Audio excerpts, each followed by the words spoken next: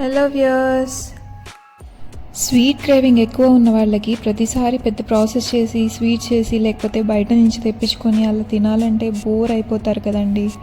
అలాంటి వాళ్లకు ఇంట్లోనే చాలా హెల్తీగా సింపుల్గా షుగర్ అనేది యూస్ చేయకుండా ఇన్స్టెంట్లీ స్వీట్ ఎలా చేసుకుందామో చూసేద్దాం. ప్రస్తుతానికైతే రవ్వ కేసరి చేసేద్దామండి. ఫస్ట్ దానికోసం నేను ఒక కడాయి పెట్టేసి అందులో ఒక 2 టేబుల్ స్పూన్ దాకా ఘీ వేశాను. ఈ ఘీ మెల్ట్ అయిపోయిన తర్వాత అందులోనే ఫస్ట్ డ్రై ఫ్రూట్స్ అనేది రోస్ట్ చేసి పక్కన పెట్టేద్దాం. ఈ డ్రై ఫ్రూట్స్లో నేనైతే బాదం పప్పు, జీడిపప్పు, ఎండు ద్రాక్ష ఈ 3 వేసానండి. ఇష్టపడే వాళ్ళు పంకిన్ సీడ్స్ కూడా వేసుకోవచ్చు, బాగుంటుంది. సో ఫస్ట్ అయితే ఇవి రోస్ట్ చేసేస్తున్నాను నేను. ఈ రవ్వ కేసరికి ఏంటంటే హై ఫ్లేమ్ అనేది పెట్టడం అవసరమే లేదు. మీడియం ఫ్లేమ్ లేకపోతే లో ఫ్లేమ్లోనే మొత్తం స్వీట్ అనేది రెడీ అయిపోతుందండి. ఇలా ఉంటేనే మాడకుండా మంచి టేస్ట్ కూడా ఉంటుంది. సో ఈ డ్రై ఫ్రూట్స్ అయితే వితిన్ 1 మినిట్లో బాగా ఫ్రై అయిపోయాయి. ఇవి నేను తీసి పక్కన పెట్టేస్తున్నాను.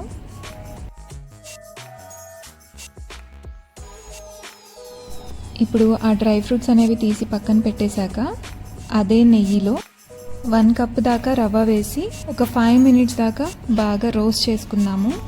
లో టు మీడియం ఫ్లేమ్లోనే ఉండాలండి, ఇది మాత్రం మర్చిపోవద్దు ఎక్కడ. ఇలా బాగా కలుపుతూ 5 మినిట్స్ దాకా రోస్ట్ చేసుకుంటున్నాను.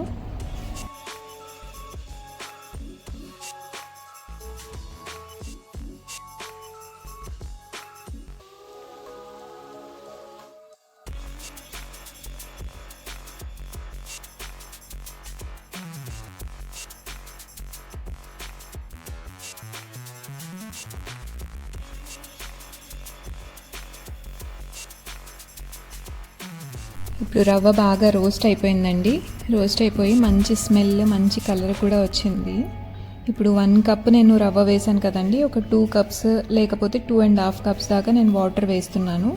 వాటర్ వేసి కన్సిస్టెన్సీ అనేది కొంచెం థిక్ అయ్యేదాకా ఉండలు కట్టకుండా వెంటనే కలిపేయాలండి బాగా. యూజువల్లీ నేనైతే విస్కర్ తీసుకొని కలిపేస్తానండి. జస్ట్ అలా ఒక 30 సెకండ్స్ లోపు ఉండలేం లేకుండా బాగా మంచిగా కలిసిపోతుందన్నమాట.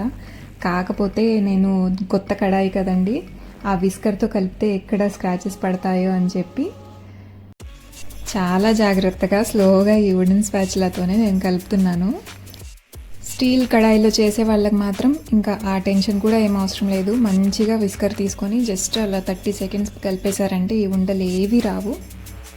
చూసారు కదండి, నేను కలుపుతూనే ఉన్నాను. కన్సిస్టెన్సీ ఎలా చేంజ్ అయిపోయిందో, జస్ట్ వితిన్ మినిట్స్లో కన్సిస్టెన్సీ చేంజ్ అయిపోతుందండి. రవ్వ ఆల్రెడీ రోస్టెడ్ కాబట్టి మళ్ళీ అది సపరేట్గా బాయిల్ అవుతేనే కుక్ అవ్వాలి అనేది ఏం లేదు. ఇలా కన్సిస్టెన్సీ వచ్చిన తర్వాత బెల్లం పౌడర్ అనేది దీంట్లోనే యాడ్ చేసేయాలండి. నేనైతే నాటి బెల్లం వాడుతున్నాను, అందుకు కలర్ కొంచెం డార్క్ ఉందన్నమాట. మీకు ఏ బెల్లం ఇష్టమైతే ఆ బెల్లం వాడుకోవచ్చు. ఇప్పుడు ఈ బెల్లం కూడా కంప్లీట్గా మొత్తం కలిసిపోయేదాకా, అంటే కలర్ అంతా చేంజ్ అయిపోతుందండి. బెల్లం అనేది కొంచెం కూడా కనిపించదు, జస్ట్ కలర్ అంతా చేంజ్ అయిపోతుంది హల్వాలాగా. అలా అయ్యేదాకా బాగా కలుపుతూనే దీన్ని మీడియం ఫ్లేమ్లోనే పెట్టి కుక్ చేయాలన్నమాట. అప్పుడు బెల్లం కూడా కంప్లీట్గా కుక్ అయిపోతుంది, కొంచెం పాకం టైప్లో కూడా వచ్చేస్తుందండి. చాలామంది ఏంటంటే బెల్లం పాకంని సపరేట్గా కుక్ చేసి తర్వాత దీంట్లో కలుపుతారనమాట. అలా ఏమీ అవసరం లేదు, కాకపోతే ఎవరి చాయిస్ వాళ్ళదనమాట. నేనైతే ఇలా చేసిస్తాను, చాలా బాగా వస్తుందండి. చూసారు కదా, ఆల్మోస్ట్ కలర్ చాలా వరకు చేంజ్ అయిపోయింది. చూసారు కదండి, బెల్లం అయితే మొత్తం కంప్లీట్గా డిజాల్వ్ అయిపోయింది. ఇక కొంచెం కూడా ఏమీ కనిపించట్లేదు బెల్లము. ఇలా మొత్తం డిజాల్వ్ అయిపోయిన తర్వాత దీన్ని ఒక 5 మినిట్స్ దాకా కుక్ చేయాలన్నమాట, కొంచెం తిప్పుతూ. అంతే అండి, హల్వా అయితే రెడీ అయిపోయింది.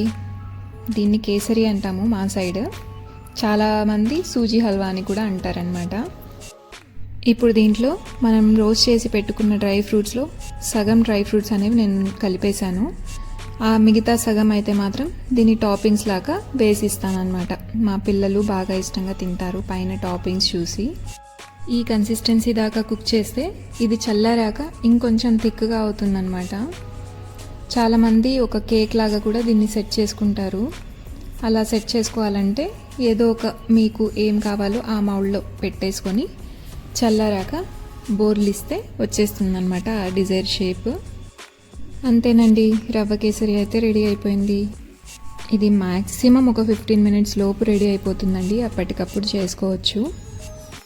ఇంకొకటి ఏంటంటే చాలామందికి నెయ్యి ఫ్లేవర్ అనేది నచ్చదనమాట. అలా నెయ్యి ఫ్లేవర్ నచ్చని వాళ్ళు మనం నెయ్యి వేసిన ప్లేస్లో ఆయిల్ కూడా వేసుకోవచ్చండి, పర్లేదు. కాకపోతే నెయ్యి వేస్తే ఏంటంటే కొంచెం రిచ్గా ఉంటుందన్నమాట టేస్ట్. అంతేనండి, రవ్వ కేసరి అయితే రెడీ అయిపోయింది. మీకు ఈ వీడియో నచ్చినట్లయితే లైక్ చేయండి, షేర్ చేయండి, సబ్స్క్రైబ్ చేయండి. Thanks for watching.